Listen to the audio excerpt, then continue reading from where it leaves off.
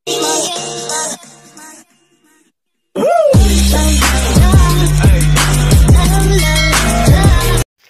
isang mapagpalang araw po sa ating lahat mga kapuso, kalingap, ka-jewels, ayan, ka-love and care, katigangers, kadungaw.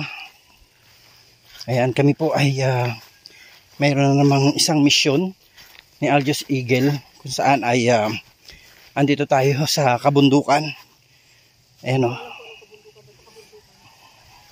Para makita nyo ang bundok. Ayun, ang bundok. Ayan. Nandito tayo sa kabundukan dahil meron tayong pupuntahan na mag-asawang senyor na meron daw pong apo na nakatuloy na naninirahan sa kanila. At yung apo nila ay 7 years old na babae. Hindi daw po nag-aaral. So, alamin natin kung ano nangyari sa magulang ng bata para check natin kung ano po yung tulong na pwede natin ibigay sa kanila. Ayan, samahan po ninyo kami. At kung hindi pa po kayo nakasubscribe sa aking channel, ayan, subscribe nyo po, Rich Falcon TV.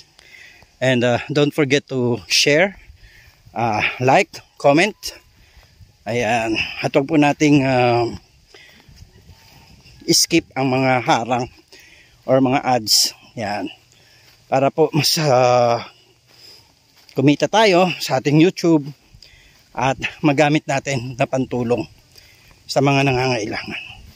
Suportahan din po natin Kuya Bal Santos Matubang, Ate Edna Vlogs and Kalingap Rab. And also my wife Aljos Eagle. Po si Aljos. Mukhang may nagtutugtugan dun sa bandang dulo. Ay, grabe.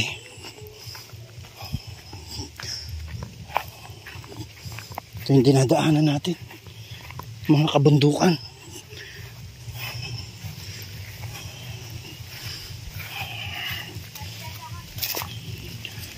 Madulas daw.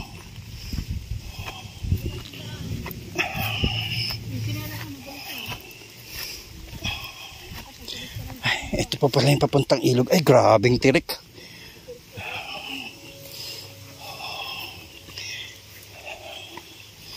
Grabing tirik ang daan.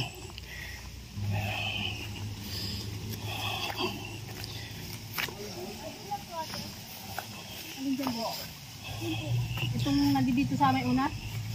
O kasunod? Pangalawa?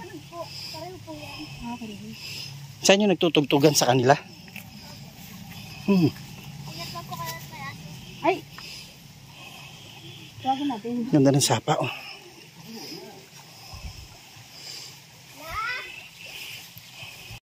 Kaya yung tatawiran nating tulay, oh. Parang may kaguluhan doon banda. Nanonood ba sila o ano? Ay, grabe. Kakatakot. Naalala ko nung tumulay sila Kalingap Dan sa isang mano sila sa isang tulay. Na-shoot si Kalingap Dan sa dinaanan nila.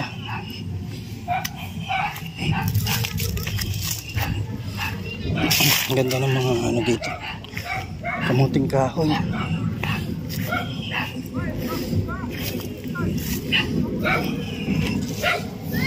Kawayan.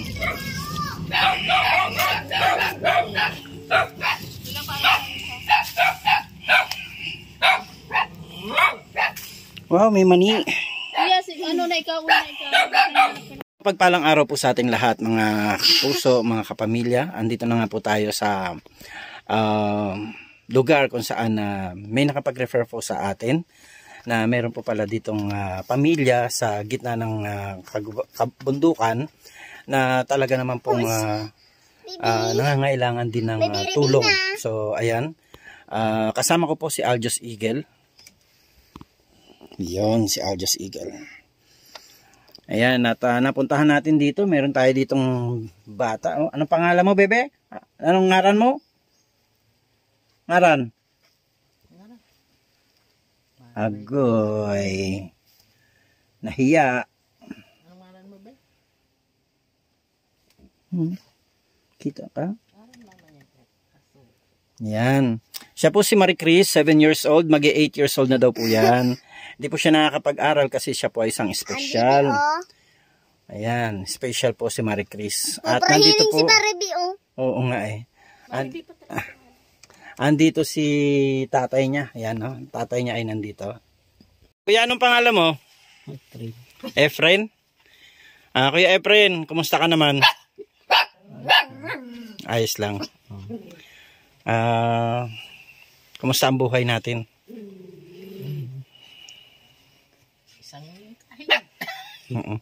May anak ka pala. Ito palang anak mo si Marie Chris.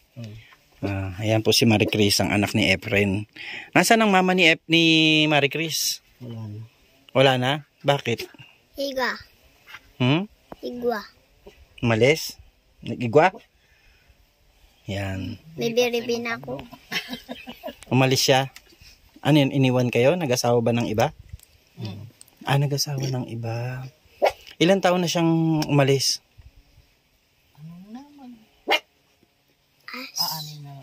Mga ilan taon na siyang umalis?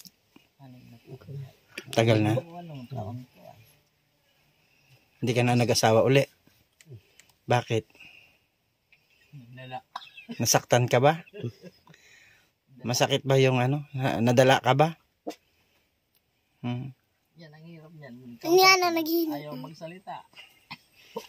Yan. Ganda ng anak mo, oh. Efren. Anong plano mo kay Marie Chris? Ha?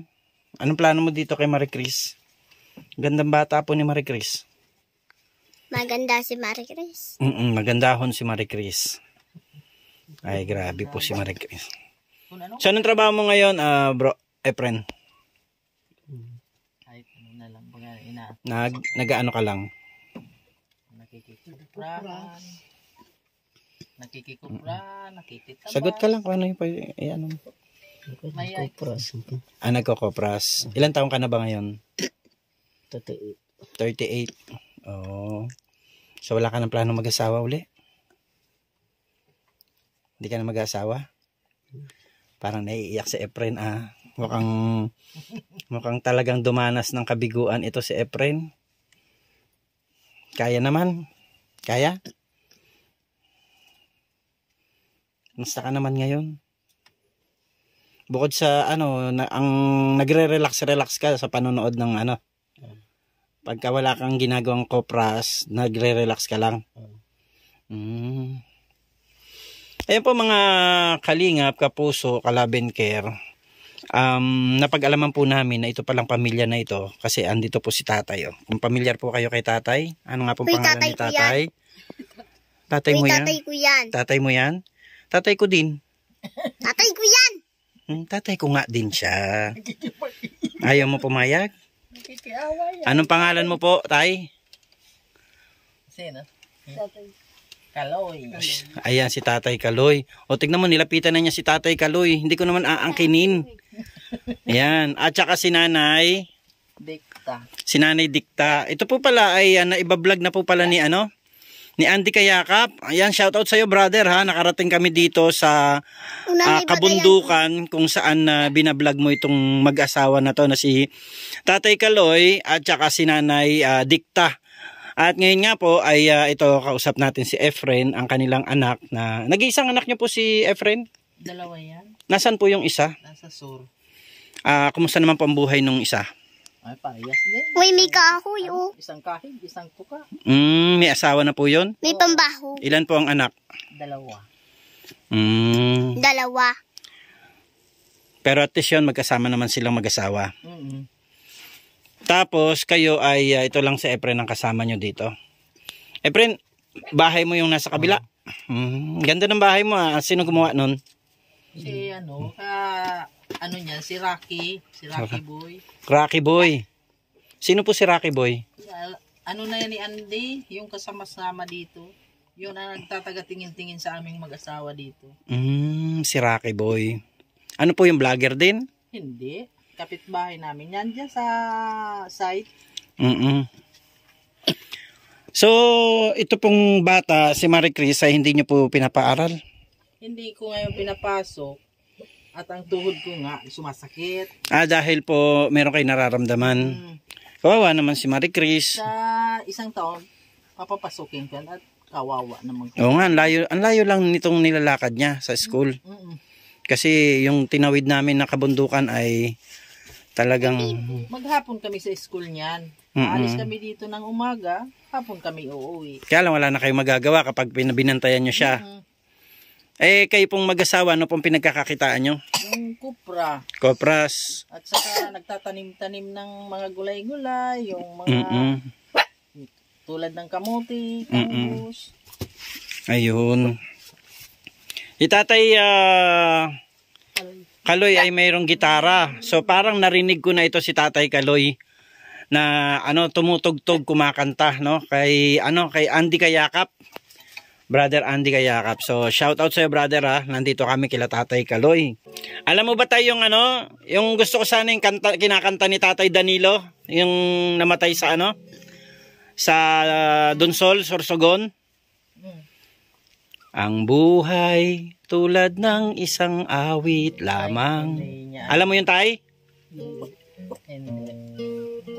Mayroong simula at may katapusan. Hinday ng buhay ko. Tatay. Ikaw ay nasaan? Bigla kang nagtampo. Ano ang dahilan? Kung nadiringgin ko ang awit mo'y nakailumbay, taghoy ko'y araw-araw. Hindi mo kura kapag ganito. Ikaw inday, larawan mo inday. Nahulog si Bandi yung nauna na. Hadkan, kinakausap ka, luhay bumubukal. Saan kaya ngayon ikaw ay matatagpuan? Kapag di ka nakita, ako'y mamamatay. Larawan mo inday, Pasok na ako na rin sa kayo. Hinahadkan,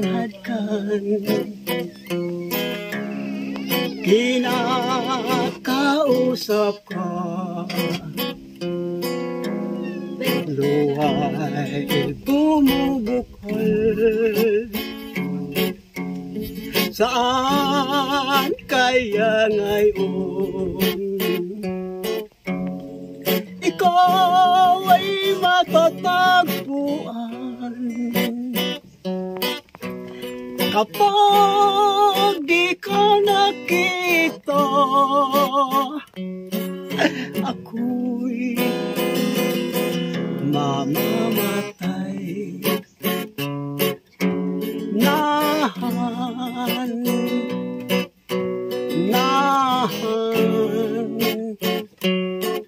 Nahan ka, inday.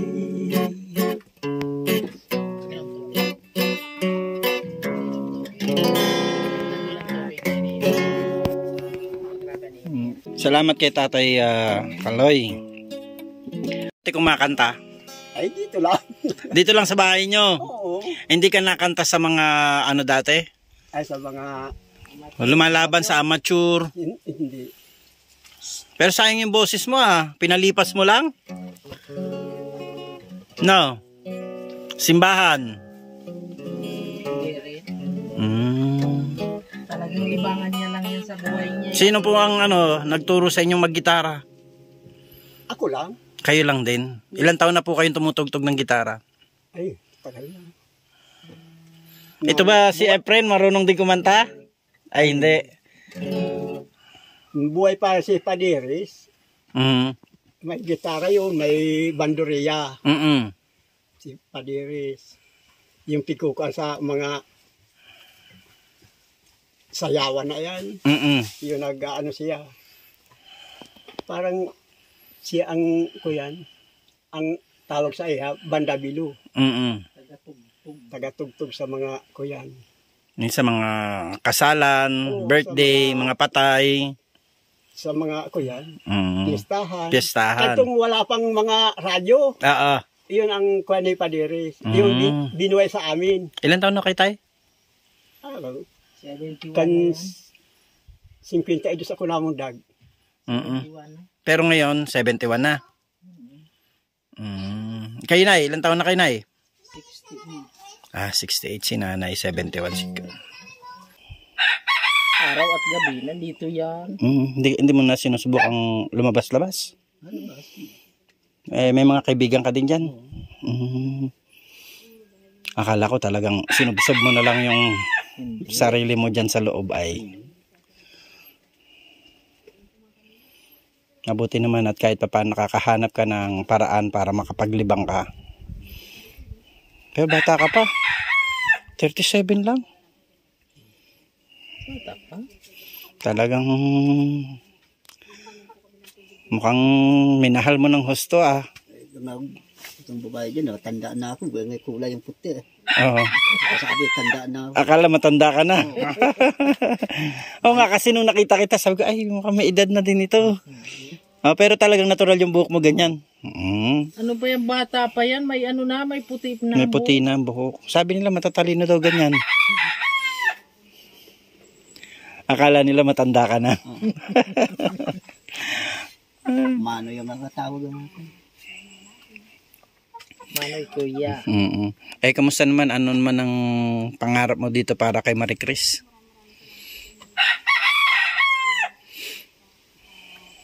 Pag-aralin namin yan, kawawa naman. Kaya nga po, kailangan niya magkaroon ng edukasyon eh.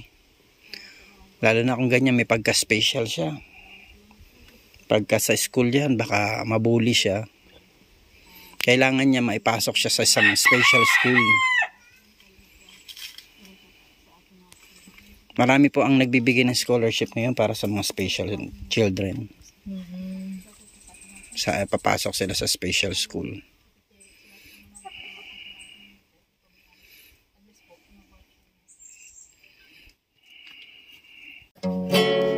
Nagaramdam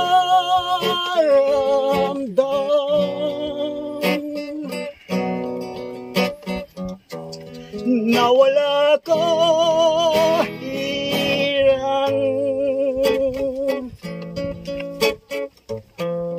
habang buhay mamahalin ikaw mahal na Diyos dinggin mo ang dasal pag-ibig ko ay ibalik lamang buhat nang nawala ang tanging mahal ko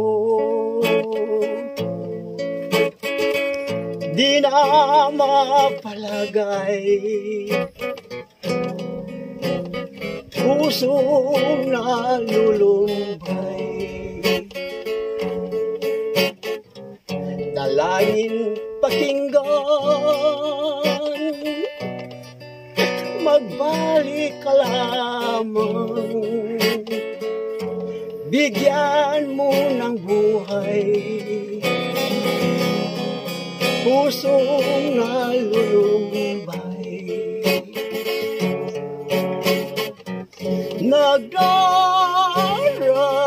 Nagdaramdam na wala kahirang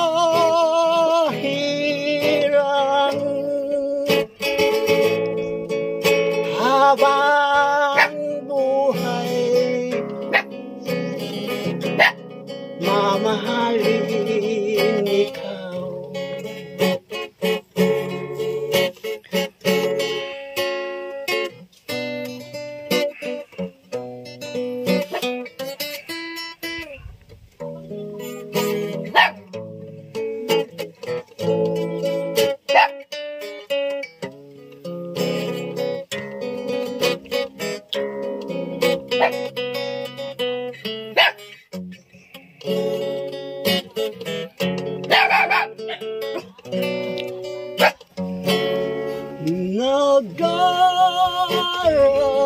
Nagdaramdam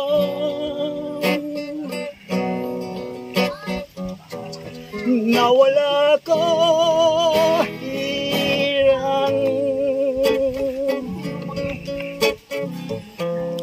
habang buhay,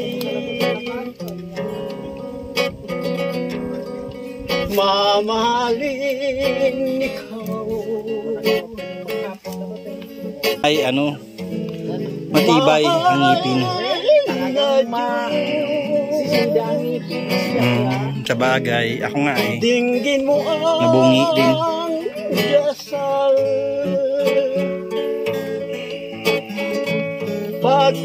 pag-ibig ko ay ibalik lamang. Huwag nang nawala ang tanging mahal ko, di na mapalagay